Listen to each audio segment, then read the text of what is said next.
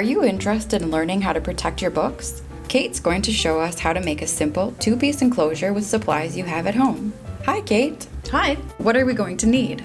You need a ruler, glue, a brush, some scissors, and Bristol board. Bristol board is something you could pick up at your local art supply store. You just want to make sure it's acid-free.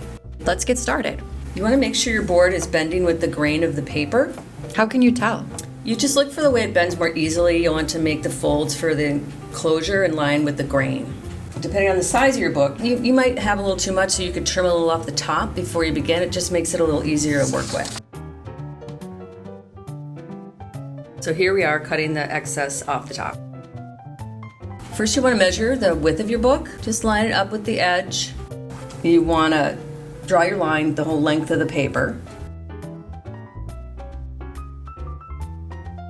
Take your time when you're cutting, make sure it's exact, otherwise your dimensions will be off and your enclosure won't cover your book correctly.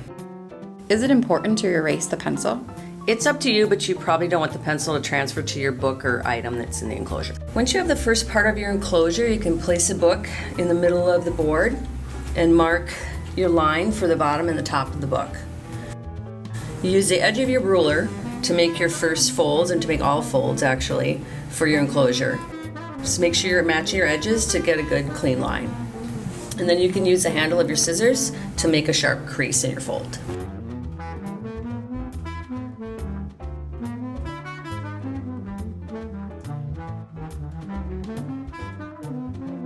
You can draw another line for your guide, or you can use the book as your guide to make the folds for the top of your book. You just bend it over the edge.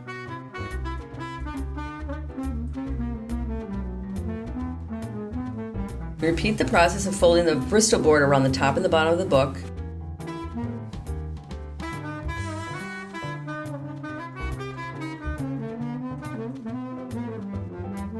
Now, leaving the book wrapped, you repeat this process for the length of the book. Make sure the Bristol board is being folded with the grain again.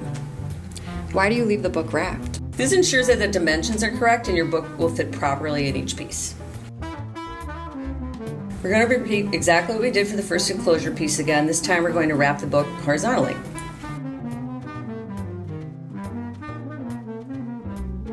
At this point, it might be a good idea to mark your top or bottom on your pieces of paper, or your left or right, because you're moving the paper around so much to measure and cut it and fold it, you might kind of lose track as to what's the bottom and the top.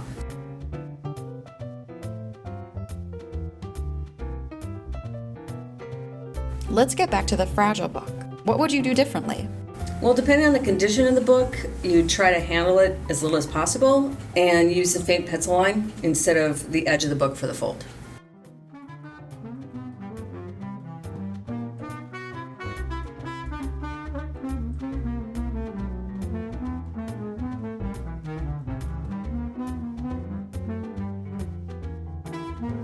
One more question for you. Sure. With all this cutting, you're using a scissors. Is that the best option?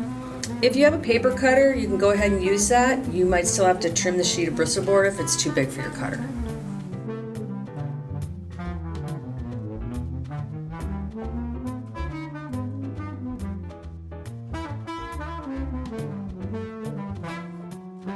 Once you have your two pieces, it's time to glue them together. You don't need a lot of glue.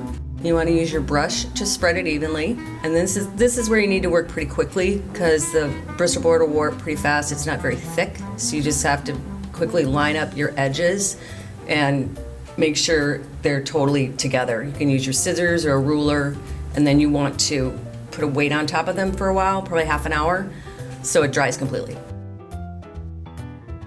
You can just leave it like this, especially for smaller books, but if you want to enclose it a little better, you can use velcro buttons or any kind of velcro, or some linen tape to tie it together.